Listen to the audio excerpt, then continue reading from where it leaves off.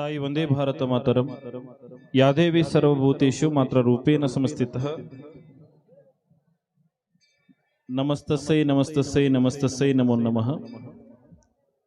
ಪಂಚಾನನತನದ್ಭುತಾನ ಪಂಚಾಕ್ಷರಮನುಪಮನ ಪಂಚಸೂತ್ರ ಕೃತ ವಂದೇ ಪಂಚಾಚಾರ್ಯನ್ ಜಗದ್ಗುರು ತಮರ ಪಾಲಿಪದಿ ಲೋಕಮ.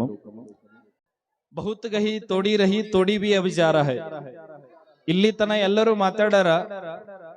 ಬಹುಶಃ ನೀವು ಕೂಡ ಕೇಳುವಂತ ಆಸಕ್ತಿ ಒಳಗಿಲ್ಲ. ಎಲ್ಲರೂ ಸಂಗೀತ ಕೇಳಬೇಕನ್ನುವಂಥದ್ದದ. ಆದ್ರೂ ಕೂಡ ಅನಿವಾರ್ಯಕ್ಕಾಗಿ ಎರಡು ಮಾತುಗಳನ್ನು ಆಡ್ಲೇಬೇಕು.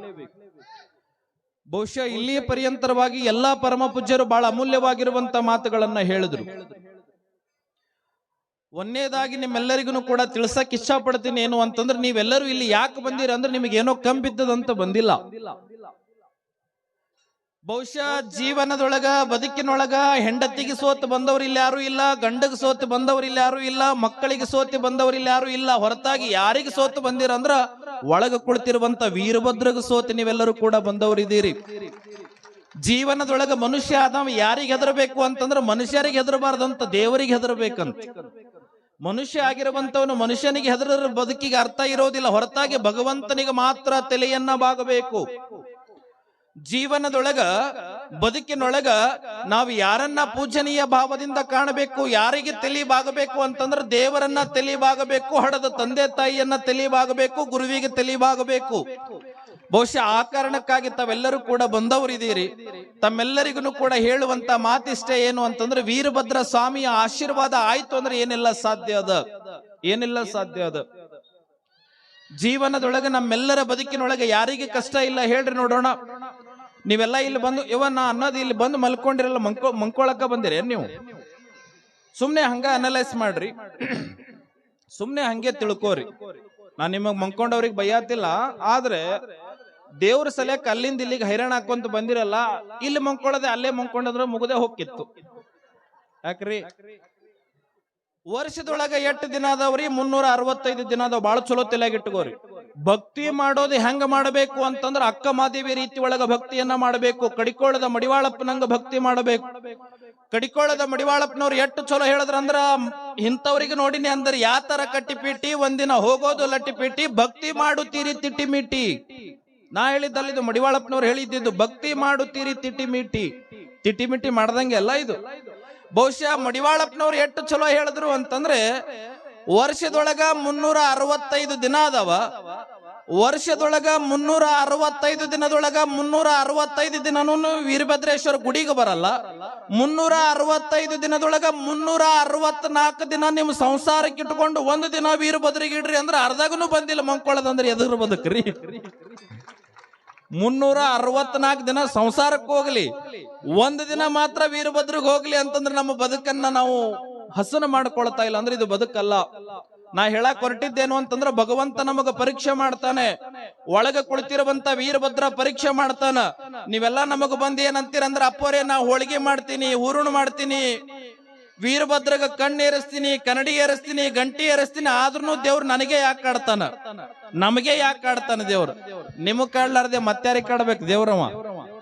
ಯಾಕ್ರಿ? ನಿಮಗ್ ಕಾಡ್ಲಾರ್ದೆ ಹೊರಗಡೆ ಅವ್ರ ಜಾತ್ರೆ ಚಾಲು. ಈಗ ಇಲ್ಲಿ ತನ ನಮ್ಮ ಜಾತ್ರೆ, ಈಗ ಅವ್ರ ಜಾತ್ರೆ. ಬಹುಶಃ ಭಗವಂತ ಯಾರಿಗೆ ಕಾಡ್ತಾನ? ಭಕ್ತಿ ಮಾಡೋರಿಗೆ ಯಾಕೆ ಭಗವಂತ ಕಾಡ್ತಾನ? ಬಸವಣ್ಣನವರು ಬಹಳ ಸ್ಪಷ್ಟವಾಗಿ ಹೇಳಿದ್ರು, ಇಲ್ಲಿ ಸಲ್ಲುವವ ಅಲ್ಲಿಯೂ ಕೂಡ ಸಲ್ಲುವನಯ್ಯ, ಇಲ್ಲಿ ಸಲ್ಲದವ ಅಲ್ಲಿಯೂ ಕೂಡ ಸಲ್ಲನಯ್ಯ. ಇಲ್ಲಿ 4 ಮಂದಿಗೆ ಬೇಕಾದವ ಭಗವಂತನಿಗೂ ಬೇಕಾಗ್ಯಾನ, ಇಲ್ಲಿ 4 ಮಂದಿಗೆ ಬ್ಯಾಡ ಅದವ ಭಗವಂತನಿಗೂ ಬ್ಯಾಡ ಆಗ್ಯಾನ. ಇವನ ಹೇಳದ ಬೆಳಕ್ ಎದ್ದು ಕುತ್ಕೋಬೇಡ್ರಿ, ಅಲ್ಲೇ ಮಂಕೊಂಡಲ್ಲೇ ಕೇಳ್ರಿ ಸಾಕು. ಬಸವಣ್ಣನವರು ಎಷ್ಟು ಚಲೋ ಹೇಳಿದ್ರಂದ್ರ, ಇಲ್ಲಿ ಸಲ್ಲುವವ ಅಲ್ಲಿಯೂ ಕೂಡ ಸಲ್ಲನಯ್ಯ, ಇಲ್ಲಿ ಸಲ್ಲದವ ಅಲ್ಲಿಯೂ ಕೂಡ ಸಲ್ಲನಯ್ಯ. ಭಗವಂತಗ ಭಕ್ತಿ ಮಾಡಿದವರಿಗೆ ಯಾಕೆ ಭಗವಂತ ಕಾಡ್ತಾನಂದ್ರ, ಭಗವಂತಗೆ ನೀವೇನು ಸುಮ್ಮ ಬಿಡ್ತೀರಿ? ನೀವು ಕೂಡ ಕಾಡವ್ರೆ. ವೀರಭದ್ರ ಸ್ವಾಮಿಯ ಮುಂದ್ಗಡೆ ಹೋಗಿ ಗಂಟಿ ಹೊಡೆದ್ರಿ ಅಂತಂದ್ರೆ ನೀವು ಎಷ್ಟು ಚಲೋ ಬೇಡ್ಕೊಂತೀರಂದ್ರ, ನಾ ಹಿಂಗ ಕೈ ಮುಗಿದು ಬಂದು ಬಿಡ್ತೀವಿ. ಖರೆ ನೀವ್ ಹೆಂಗಂದ್ರ 10 ನಿಮಿಷ ಟೈಮ್ ಹಚ್ಚಿ ಬೇಡ್ಕೋತೀರಿ. ಏನ್ ಬೇಡ್ಕೋತಿರೋ ಏನ್ ಸುದ್ದಿ? 10 ನಿಮಿಷ ಟೈಮ್ ಹಚ್ಚಿರಿ. ಯವ್ವ ನಿಮಗ ನಾ ಹೇಳೋದೇನು ಅಂದ್ರೆ ಬೇಡ್ಕೋರಿ ಬ್ಯಾಡ ಅನ್ನಂಗಿಲ್ಲ, ಲಾಜಿಕಲ್ ಆಗಿ ಬೇಡ್ಕೋಬೇಕು, ತಲಿ ಓಡಿಸ್ ಬೇಡ್ಕೋಬೇಕು. ಹೆಂಗ ಬೇಡ್ಕೋಬೇಕು ಅಂದ್ರೆ ಮಡಿವಾಳಪ್ಪನವರು ಮಹಾಂತ ಶಿವಯೋಗಿಗೆ ಏನಂತ ಬೇಡ್ಕೊತೀರ ಅಂದ್ರೆ, ಯಪ್ಪ ನನಗ ಕಷ್ಟ ಕೊಡು, ಕಷ್ಟ ಕೊಡಕ್ ಬ್ಯಾಡ ಅನ್ನೋದಿಲ್ಲ, ನನಗ ಕಷ್ಟ ನಿನ್ನ ಕೈಲ ಎಷ್ಟು ಸಾಧ್ಯ ಅದ ಅಷ್ಟು ಕಷ್ಟ ಕೊಡು. ವೀರಭದ್ರ ನನಗ ಕಷ್ಟ ಕೊಡು, ಕಷ್ಟ ಕೊಡಕ್ ಬ್ಯಾಡ ಅನ್ನೋದಿಲ್ಲ, ಕೊಡ್ಬ್ಯಾಡ ಅಂತ ಹೇಳುವಂತ ಹೇಡಿ ಭಕ್ತನು ನಾನಲ್ಲ, ಅಂತ ಭಕ್ತನ ಅಲ್ಲ. ಆದ್ರೆ ವೀರಭದ್ರ ನಿನ್ನ ಪಾದಕ್ಕೆ ನಾ ಏನ್ ಬೇಡ್ಕೊಳ್ತೀನಿ ಅಂದ್ರೆ, ಏನ್ ಕಷ್ಟ ಕೊಟ್ಟಿದಲ್ಲ ಕಷ್ಟ ಪರಿಹರಿಸುವಂತ ಶಕ್ತಿನೂ ನೀನೇ ಕೊಡು ಭಗವಂತ ಅಂತ ಬೇಡ್ಕೊಂಡ್ರದ್ರ ಮುಗದೆ ಹೋಯ್ತಲ್ರಿ. ಅದು ಕೂಡ ಇದು ಕೂಡ ಅಂತ ಯಾಕೆ ಬೇಡ್ಕೊಂತೀರಿ? ಬಹುಶಃ ನಾವು ಭಗವಂತನನ್ನ ಬೇಡ್ಕೋದ್ರೊಳಗೆ ಶಾಣೆ ಆಗಬೇಕು. ಬಹುಶಃ ನಿಮ್ಮೆಲ್ಲರಿಗೂ ಕೂಡ ತಿಳಿಸುವಂತದ್ದು ಏನಂದ್ರೆ, ಈಗ ಒಳಗ್ ಬರ್ತಿರ್ತೀರಿ ನೀವು ವೀರಭದ್ರೇಶ್ವರ ದರ್ಶನಕ್ಕಾಗಿ, ಭಗವಂತನ ದರ್ಶನಕ್ಕಾಗಿ ಹೊರಗಿಂದ ಒಳಗೆ ಬರ್ಬೇಕಾದ್ರ ಏನ್ ಮಾಡ್ತೀರಿ ಅಂತಂದ್ರೆ, ತೆಂಗಿನಕಾಯಿ ದುಕಾನಕ್ಕೆ ಹೋಗ್ತೀರಿ. ತೆಂಗಿನಕಾಯಿ ದುಕಾನಕ್ಕೆ ಹೋಗಿ ತೆಂಗಿನಕಾಯಿ ದುಕಾನ್ದವ ಬಹಳ ಒಳ್ಳೆಯವನಾಗಿರ್ತಾನ, ಗುಡಿ ಮುಂದೆ ಕುಂತಾನಂದ್ರೆ ಅವ ಒಳ್ಳೆಯವನೇ ಆಗಿರ್ತಾನ. ಆದ್ರೆ ನೀವ್ ಏನ್ ಹೇಳ್ತೀರಿ ಅವನಿಗೆ, ನೋಡಪ್ಪ ಚಲೋ ತೆಂಗಿನಕಾಯಿ ಕೊಡ್ಬೇಕು ಅಂತೀರಿಲ್ಲ, ಚಲೋ ತೆಂಗಿನಕಾಯಿ ಕೊಡ್ಬೇಕಂತೀರಿ. ಚಲೋ ತೆಂಗಿನಕಾಯಿ ಕೊಡ್ಬೇಕಂದಾಗ ಪಾಪ ಅವ ಏನ್ ಮಾಡ್ತಾನ, ಚಲೋದ್ ಬೇಡ್ಯಾರ ತಿಳ್ಕೊಂಡು ಅಳಿಗಾಡಿಸಿ ಒಳಗ ಹಾಕಿ ಕ್ಯಾರಿ ಬ್ಯಾಗದಾಗ ಉದ್ಕಡ್ಡಿ ಹಾಕಿ ನಿಮ್ ಕೈದಾಗ ಕೊಡ್ತಾನ. ನೀವು ಸುಮ್ ತರ್ತೀರೇನು? ತರಲ್ಲ. ಏನ್ ಮಾಡ್ತೀರಿ ಅಂದ್ರೆ ಮತ್ತೆ ಕ್ಯಾರಿ ಬ್ಯಾಗ್ ತೆಂಗಿನಕಾಯಿ ತೆಗಿತೀರಿ, ಹಿಡಿತೀರಿ, ದೊಡ್ಡದ ಇಲ್ಲಿ ನೋಡ್ತೀರಿ, ಅಳಿಗಾಡಿಸ್ತೀರಿ. ನಾ ಹೇಳಕ್ ಹೊರಟಿದ್ದೇನು ಅಂತಂದ್ರೆ, ಯಾಕೆ ಅಳಿಗಾಡಿಸ್ತೀರಿ ಅಂದ್ರೆ, ಹೋದ ಸಾರಿ ತಂದಿ ತೆಂಗಿನಕಾಯಿ ಕೆಟ್ಟಿದ್ದಿತ್ತು, ಅದಕ್ಕೆ ಈ ಸರಿ ಚಲೋದಿರ್ಲಿ, ಯಾಕಂದ್ರೆ ಮಂದ್ಯಾಗ ಅಪಮಾನ ಆಗ್ಬಾರ್ದಲ್ಲ, ಕೆಟ್ಟಿತ್ತಂದ್ರೆ ಇವ್ದು ಏನೋ ಕಾಡದ ಅಂತೇಳಿ ಬಾಜುದವ್ರು ಹತ್ತಾರ ಅಂತೇಳಿ ಅಳಿಗಾಡ್ಸೋದು ನೋಡ್ರಿ. ಬಹುಶಃ ಆ ತೆಂಗಿನಕಾಯಿ ತಗೊಂಡು ಹಿಂಗೆ ಕಿವಿಗೆ ಹಿಡಿದು 4 ಸಾರಿ ಅಳಿಗಾಡಿಸ್ತೀರಿ, 5 ಸಾರಿ ಅಳಿಗಾಡಿಸ್ತೀರಿ, 10 ಸಾರಿ ಅಳಿಗಾಡಿಸ್ತೀರಿ. ಅಳಿಗಾಡ್ಸ್ ಬಳಕ್ ಅದು ಚಲೋ ನೀರ್ ಅಳಿಗಾಡ್ತು ಅಂದ್ರೆ ಕ್ಯಾರಿ ಬ್ಯಾಗ್ದಾಗ ಹಾಕೊಂಡು ತಂದು ಒಳಗಡೆ ಹೊಡಿತೀರಿ. ನಾ ಕೇಳುವಂತ ಪ್ರಶ್ನೆ ಏನಂದ್ರೆ, 30 ರೂಪಾಯಿ ಬೆಲೆ ಬಾಳುವಂತ ತೆಂಗಿನಕಾಯಿನೇ 10 ಸಾರಿ ಅಳಿಗಾಡ್ಸಿ ಒಳಗ ತರ್ತೀರ ಅಂದ್ರೆ, ಬೆಲೆ ಕಟ್ಟಕ್ ಆಗದೆ ಇರುವಂತ ಈ ಶರೀರಕ್ಕವ 8 ಸಾರಿ ಅಳಿಗಾಡಿಸಬಾರ್ದ್ರಿ. 30 ರೂಪಾಯಿ ಬೆಲೆ ಬಾಳುವಂತ ತೆಂಗಿನಕಾಯಿನೇ 10 ಸಾರಿ ಅಳಿಗಾಡಿಸ್ತೀರಿ ನೀವು. ಈ ಶರೀರಕ್ಕೆ ಬೆಲೆನೇ ಕಟ್ಟಕ್ ಆಗೋದಿಲ್ಲ. ಬೆಲೆ ಕಟ್ತೀರಿ ಯಾರೇ? ಇಲ್ಲೇ ಡಾಕ್ಟರ್ ಅದಾರ ಕೇಳ್ರಿ, ಯಾರೇ ಕಿಡ್ನಿ ಕೊಡ್ತಾರ ಅಂತಂದ್ರೆ 50 ಲಕ್ಷ ರೂಪಾಯಿ ಕೊಡ್ತೀನಿ ಅಂದ್ರೂ ಕಿಡ್ನಿ ಕೊಡಕ್ ಬರಲ್ಲ ಯಾರು ಮುಂದ. 1 ಕೋಟಿ ರೂಪಾಯಿ ಕೊಡ್ತೀನಿ 2 ಕಾಲ್ ಕೊಡಪ್ಪ ಅಂದ್ರೆ, ಓಯ್ ಪುಣ್ಯಾತ್ಮ 2 ಕಾಲ್ ಅದಾವ್ ನಿನಗೆಲ್ಲ ಕೂಡ ನಡಿ ಮುಂದಕ್ಕಂತ ಹೇಳ್ತೀವಿ. ಬೆಲೆ ಕಟ್ಟಕ್ ಆಗದೆ ಇರುವಂತ ಶರೀರ ಕೊಟ್ಟ ನಮ್ಮ ವೀರಭದ್ರ. ಎಂಥ ಮಾನವ ಜನ್ಮ ಏನು ಕೆಡಿಸಿ ಬಿಟ್ಟಿರಪ್ಪ, ಇಂಥ ಜನ್ಮ ಸಿಕ್ಕಿತ್ತೇನ್ರಪ್ಪಯ್ಯ. ಮಡಿವಾಳಪ್ಪನವ್ರು ಹೇಳಿರುವಂತ ಮಾತು. 84 ಲಕ್ಷ ಜೀವ ರಾಶಿ ಒಳಗೆ ಅತ್ಯಂತ ಶ್ರೇಷ್ಠವಾಗಿರುವಂತ ಜನ್ಮ ಯಾವುದು ಅಂದ್ರೆ ಮಾನವ ಜನ್ಮ. ಈ ಮಾನವ ಜನ್ಮ ನೋಡ್ರಿ, ಸುಮ್ನೆ ನಿಮಗೆ ಹೇಳ್ತೀನಿ, ಈ ಭೂಮಿ ಮ್ಯಾಲ 84 ಲಕ್ಷ ಜೀವ ಅದಾವ. ಆ ಎಲ್ಲಾ ಜೀವಿಗಳ ಬೆನ್ನ ಹೆಂಗದ ಅಂದ್ರೆ ಹಿಂಗ ಅಡ್ಡದ. ಯಾಕ್ರಿ? ಕುರಿದ್ ಹಿಂಗದ, ಹುಲಿದ್ ಹಿಂಗದ, ಆಕಳದ್ ಹಿಂಗದ, ಆನಿದ್ ಹಿಂಗದ, ಎಮ್ಮಿದ್ ಹಿಂಗದ. ಎಲ್ಲಾ ಪ್ರಾಣಿಗಳ ಬೆನ್ನು ಕೂಡ ಅಡ್ಡದ. ಮನುಷ್ಯಂದು ಮಾತ್ರ ಯಾಕೆ ಕಡಿಯದ ಅಂದ್ರ, ಈ ಮನುಷ್ಯ ತನ್ನ ಬೆನ್ನ ಕಡಿ ಮಾಡ್ಕೊಳ್ಳೋ ಸಲುವಾಗಿ 1.5 ಲಕ್ಷ ವರ್ಷಗಳು ತಗೊಂಡ.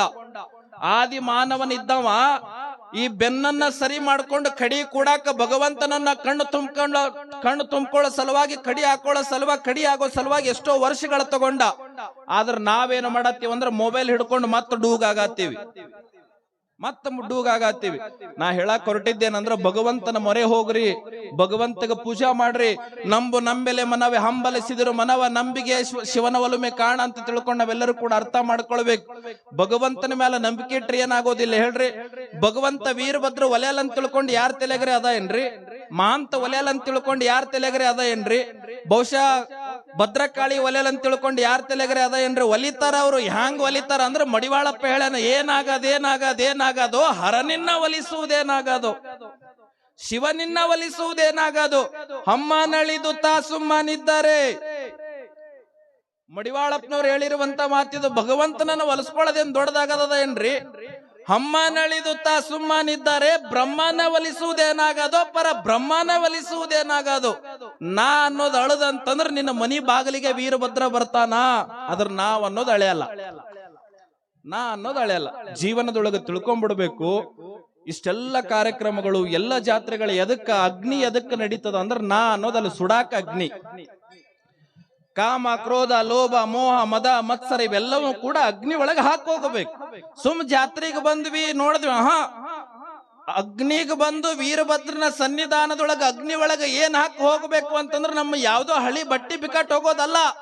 ನಮ್ಮ ಬದುಕಿನೊಳಗ ಬಂದಿರುವಂತ ಕಾಮ, ಕ್ರೋಧ, ಲೋಭ, ಮೋಹ, ಮದ, ಮತ್ಸರ ಇವೆಲ್ಲವೂ ಕೂಡ ಭಗವಂತ ನಿನ್ನ ಪಾದಕ್ಕೆ ಹಾಕಿ ನೀವೆಲ್ಲ ನೀನೇ ಸುಡೋಪ್ಪ, ಒಳ್ಳೆ ಗುಣ ಮಾತ್ರ ನನಗೆ ಕೊಡು ಅಂತ ತಿಳ್ಕೊಂಡು ಬೇಡ್ಕೊಂಡು ಹೋಗೋದೇ ಇವತ್ತಿನ ಅಗ್ಗಿ ಜಾತ್ರೆ, ಜಡಿ ಜಾತ್ರೆ, ವಿಶೇಷವಾಗಿ ಚಟ್ಟಿ ಜಾತ್ರೆಯ ವಿಶೇಷ ಅನ್ನುವಂಥದ್ದನ್ನ ಈ ಸಂದರ್ಭದೊಳಗೆ ತಿಳಿಸ್ತಾ, ಬಹುಶಃ ತಮ್ಮೆಲ್ಲರ ಬಗ್ಗೆ ಹೇಳುವಂತದ್ದು ಮಾತೇ ಇಲ್ಲ.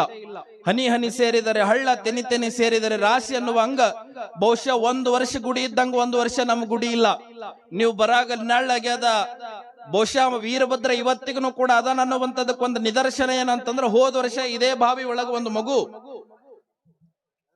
2 ಮಗು.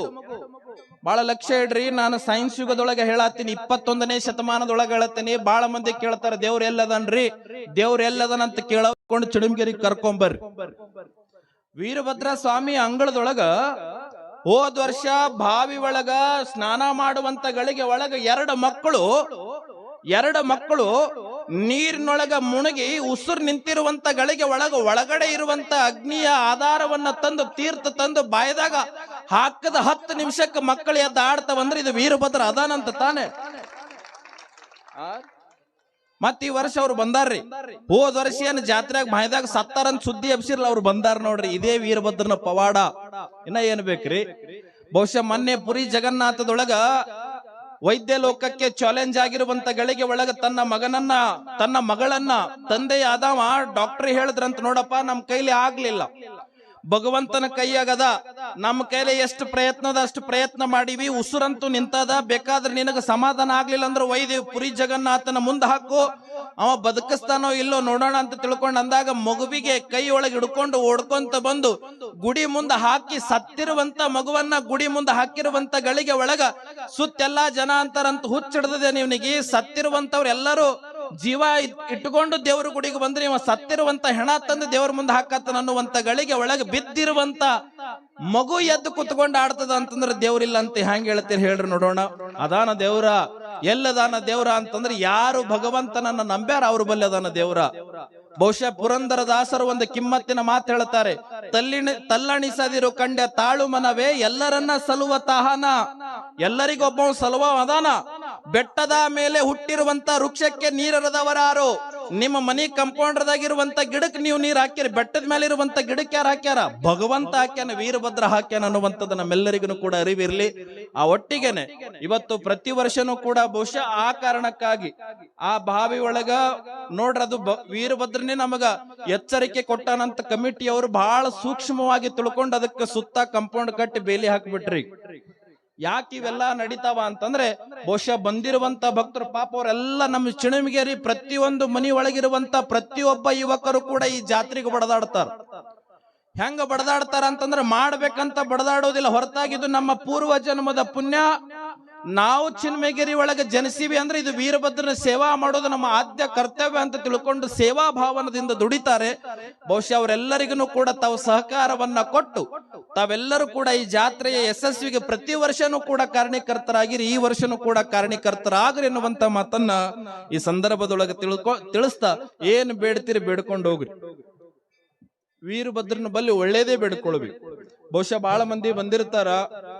ದುರ್ದೈವ, ನಿಮ್ಮೆಲ್ಲರಿಗೂ ನಂದು ವೈಯಕ್ತಿಕ ವಿನಂತಿ ಏನಂದ್ರೆ, ಮಕ್ಕಳಿಗೆ ಚಲೋ ಸಂಸ್ಕಾರ ಕೊಡ್ರಿ. ವಯಸ್ಸಾದವರೇ ಬಂದಿರಿ, ಮಕ್ಕಳು ಬಂದಿಲ್ಲ. ಯಾಕೆ ಬಂದಿಲ್ಲ ಅಂದ್ರೆ ಮಕ್ಕಳು ಮೊಬೈಲ್ ಹಿಡ್ಕೊಂಡು ಆನ್ಲೈನ್ ಕ್ಲಾಸ್ ಕೇಳತ್ತಾರೇನೋ ಅಥವಾ ಧಾರಾವಾಹಿ ನೋಡತ್ತಾರೇನೋ. ದಯವಿಟ್ಟು ನಾ ಹೇಳಕ್ ಹೊರಟಿದ್ದೇನಂದ್ರೆ, ಮಕ್ಕಳಿಗೆ ಚಲೋ ಓದಿಸಿ ವಿದೇಶಕ್ಕೆ ಕಳಿಸಿ ಪರದೇಶಿಗಳಾಗುವಂತ ಬದುಕು ನಮ್ದಾಗಬಾರದು. ನಿನ್ನೆ ಎಲ್ಲೋ ಒಂದು ಕಾರ್ಯಕ್ರಮಕ್ಕೆ ಹೋಗಿದ್ದ. ಆ ಕಾರ್ಯಕ್ರಮದೊಳಗ ಬಹಳ ಸ್ಪಷ್ಟವಾಗಿ ಹೇಳಿನೇನು ಅಂತಂದ್ರೆ, ಜೀವನದೊಳಗ ಜಗತ್ತಿನೊಳಗ ಅಕ್ಷರ ಕಲ್ತವ್ರು ಬಹಳ ಜನ ಅದಾರ. ಈ ಹಳ್ಳಿಗಳು ಎದಕ್ಕದಾವ, ಚಿಣಮೆಗರಿ ಅನ್ನುವಂತ ಹಳ್ಳಿ ಎದಕ್ಕದ ಅಂತಂದ್ರೆ, ಈ ಹಳ್ಳಿ ಒಳಗಿರುವಂತವ್ರೆಲ್ಲರೂ ಕೂಡ ಸಂಸ್ಕಾರದ ಜೊತೆಯಾಗಿ ಅಕ್ಷರನು ಕೂಡ ಕಲ್ತಾರ. ಬಹುತೇಕ ನಮ್ಮ ಗ್ರಾಮದೊಳಗ ಹಳ್ಳಿ ಒಳಗ ಅಕ್ಷರ ಜ್ಞಾನ ಕಡಿಮೆ ಇರಬಹುದು ವಿನಃ ಸಂಸ್ಕಾರದ ಜ್ಞಾನ ಹಳ್ಳಿ ಒಳಗ ಕಡಿಮೆ ಇಲ್ಲ. ಆದ್ರೆ ನಗರದೊಳಗಿರುವಂತವರೆಲ್ಲರೂ ಶಿಕ್ಷಣ ಪಡೆದಿರಬಹುದು, ಖರೆ ಸಂಸ್ಕಾರ ಪಡೆಯುವುದರೊಳಗೆ ಎಡವಿದ್ದಾರೆ. ಆ ಕಾರಣಕ್ಕಾಗಿ ಜಗತ್ತಿನೊಳಗೆ ಬಹಳ ಜನ ವೈದ್ಯರದಾರ. ಆದ್ರೆ ಎಲ್ಲಾ ವೈದ್ಯರಿಗೂ ಕೂಡ ನಮ್ಮ ಡಾಕ್ಟರ್ ಅಂತವ್ರು ಅವ್ರಂಗ ಬುದ್ಧಿ ಬರ್ಬೇಕಲ್ರಿ, ಸಂಸ್ಕಾರದ ಬುದ್ಧಿ. ಬಹುಶಃ ಈ ಎಲ್ಲ ಜಾತ್ರೆಗಳನ್ನ ಮುಂದೆ ನಿಂತುಕೊಂಡು ನಡೆಸ್ಕೊಂಡು ಹೋಗುವಂತದ್ದು ಇದೆಯಲ್ಲ, ಇದು ಸಂಸ್ಕಾರದ ಜೊತೆಯಾಗಿ ಕೊಟ್ಟಿರುವಂತ ಶಿಕ್ಷಣ. ನೀವು ಕೂಡ ನಿಮ್ಮ ಮಕ್ಕಳಿಗೆ ಮೊದಲು ಸಂಸ್ಕಾರ ಕೊಡ್ರಿ. ಸಂಸ್ಕಾರ ಅಂದ್ರೆ ಏನ್ರಿ ಅಪ್ಪೋರಿ ಅಂತಂದ್ರೆ, ಜ್ವಾಳ ಇದ್ದಿದ್ದು ರೊಟ್ಟಿಯಾಗಿ ಹೊಟ್ಟಿಗೆ ಒತ್ತದದು ಸಂಸ್ಕಾರ. ಸಂಸ್ಕಾರ ನೋಡ್ರಿ. ಜೋಳನೆ ತಿಂತೀವಿ ನಾವು? ಇಲ್ಲ. ಅದಕ್ಕೆ ಹಸನು ಮಾಡ್ತೀವಿ, ಬೀಸ ಕಳಿಸ್ತೀವಿ, ಜಿಗಿ ನೋಡ್ತೀವಿ, ಹೊಟ್ಟೆಗೆ ಹಾಕೊಂತೀವಿ, ಆಮೇಲೆ ರೊಟ್ಟಿ ಆಗ್ತದ ಅದು. ಆ ಕಾರಣಕ್ಕಾಗಿ ಎಲ್ಲದು ನಡೆಯುವಂತ ತಾತ್ಪರ್ಯ ಅದಕ್ಕೆ ಅಂತಂದ್ರೆ ಮಕ್ಕಳಿಗೆ ಈ ನಾಡಿಗೆ ಸಂಸ್ಕಾರ ಕೊಡೋದಕ್ಕೋಸ್ಕರ ಅನ್ನುವಂತ ಮಾತನ್ನ ಈ ಸಂದರ್ಭದೊಳಗೆ ತಿಳಿಸ್ತಾ ತಮ್ಮೆಲ್ಲರಿಗೂ ಒಳ್ಳೇದಾಗ್ಲಿ. ದೇಶದ ಗಡಿ ಕಾಯುವಂತ ಯೋಧನಿಗೆ, ನಾಡಿನೊಳಗೆ ಅನ್ನದಾತನಾಗಿರುವಂತ ರೈತನಿಗೆ ಕಷ್ಟಗಳು ಬರದೇ ಇರಲಿ. ಬಂದಿರುವಂತ ಕಷ್ಟಗಳನ್ನ ನೀಗಿಸುವಂತ ಶಕ್ತಿ ಮಾಂತೇಶ, ವೀರಭದ್ರ, ಸಿದ್ದರಾಮ ಶಿವಾಚಾರಪ್ಪಂಗಳವರು ಕೊಟ್ಟು ಕರುಣಿಸ್ಲಿ ಅಂತ ತಿಳ್ಕೊಂಡು ಕೈ ಇದ್ದವ್ರು ಮಾತ್ರ ಜೋರಾಗಿ ಚಪ್ಪಾಳೆ ಮೂಲಕ ಭಗವಂತನ ಪಾದಕ್ಕೆ ಬೇಡ್ಕೊಳ್ರಿ. ಬಹುಶಃ ಎಲ್ಲರಿಗೂ ಕಷ್ಟ ಅದಾವ ತಾಯಿ. ಅಮ್ಮ ಲಕ್ಷ್ಯ ಇರ್ಲಿ ಯಪ್ಪ, ನಮಗ್ ಬಾಳ ಹೈರಾಣ ಅದಾರಿ, ಬಾಳ ಕಷ್ಟ ಅದಾರಿ.